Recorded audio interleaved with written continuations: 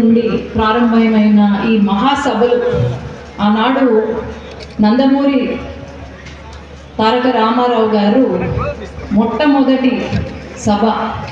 ఆ సభలో మన తెలుగు జాతి ఆత్మ గౌరవాన్ని పెంచేలాగా మొత్తం ప్రపంచ దేశాలలో ఉన్న నాయకులందరికీ స్వయాన ఆయన సొంతంగా రాసి లెటర్లు పంపించి ఆహ్వానించారు. ఆనాడు చాలా మంది వచ్చారు, సభ పైన కూర్చున్నారు. కూర్చోండి, భోజనం చేసిన తర్వాత పోవాలా, మీరు అందరు కూర్చోండి.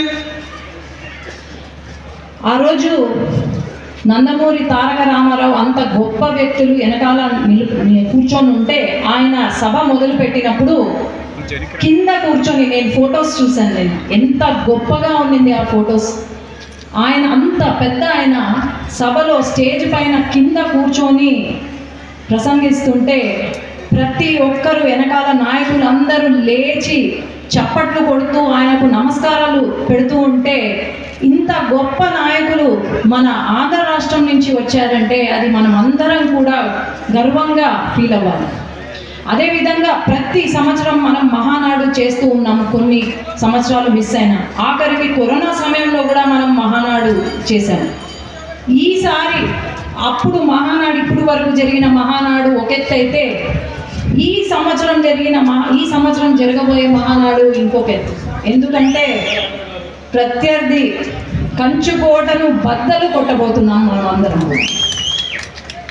పులివెందలలో మన రాయలసీమ గడ్డ పైన ఈసారి మహానాడు చేస్తున్నారంటే అది మన అందరికీ కూడా చాలా గర్వంగా చెప్పుకునే విషయం. మన ప్రతి ఒక్క రాయలసీమ వాసి మనం ఈ 5 సంవత్సరాలు ఎప్పుడైతే వైఎస్ఆర్ ప్రభుత్వం పాలించిందో అప్పుడు అందరం కూడా కష్టపడ్డాం.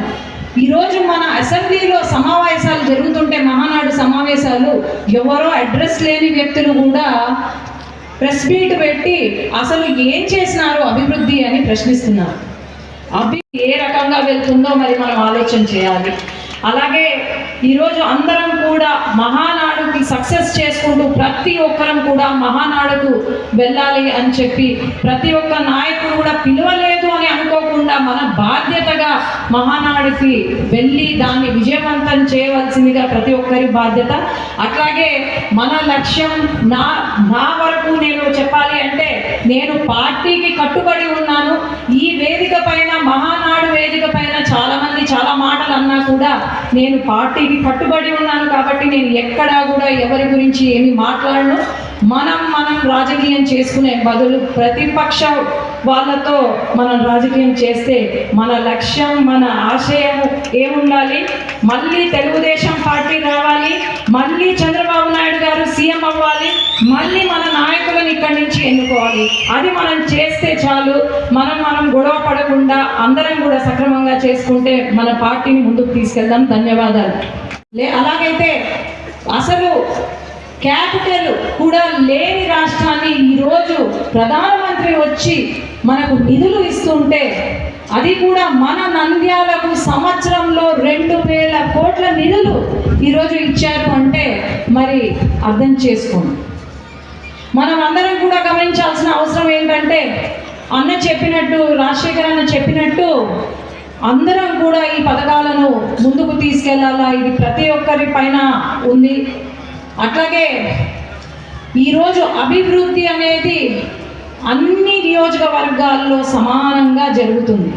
మనం సమానంగా జరగట్లేదు అంటే అది పార్టీని ప్రశ్నించినట్టు అవుతుంది. ఈరోజు సుబ్బారెడ్డి గారు, క్షమించండి, ధర్మారం సుబ్బారెడ్డి గారు ఒక మాట అన్నారు, మర్చిపోయారు. ఒక మాట అన్నారు, ధోని నియోజకవర్గంలో ఎటువంటి అభివృద్ధి జరగట్లేదు అని. లేదు, ప్రతి నియోజకవర్గంలో సమానంగా జరుగుతుంది అని నేను తెలియజేసుకుంటున్నాను.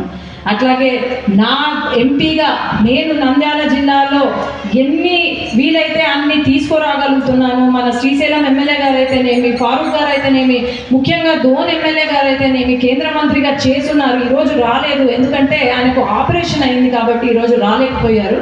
కాబట్టి ఆయన చెప్పారు ఫోన్ చేసి, ఆయన రాలేదు. వీళ్ళందరూ కూడా ఇచ్చేవి ఏవైతే వినతి పత్రాలు ఉన్నాయో అవి వెంటనే చేయడం కూడా జరుగుతుంది. నేషనల్ హైవేస్ ఎక్కడైతే మనకు ఓవర్ బ్రిడ్జ్లు, అండర్ పాస్లు కావాలంటే వెంటనే శాంక్షన్ చేయడం